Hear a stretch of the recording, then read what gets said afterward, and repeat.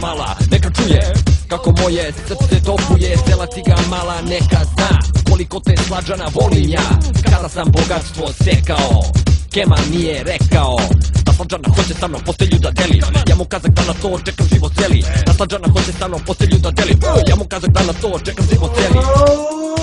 Joj, volim te Milena, želim da mi bude zakonita žena.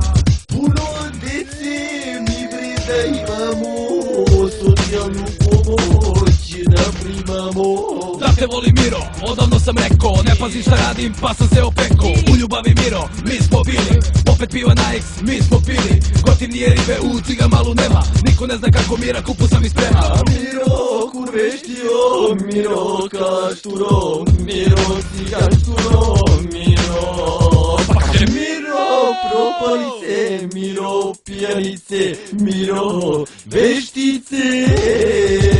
Od tebe na srcu, ja o žici imam, nagradi me Miro, saučešće primam. Da sam crko zbog mire, svima sam ja priznao, grom iz vedra neba, u mene je zvizno. Ej Miro, Miro, ti ne znaš kuda, ej Miro, Miro, mnogo si preluda. Ej Miro, Miro, mnogo si preluda. Ej Miro, Miro, napazi se muda. Ahmeta se zove, simpatija moja, njene bradavice pune su gnoja. Njene manje zelene su od otrovnog znoja, govno njena ukusna su po najbolja proja.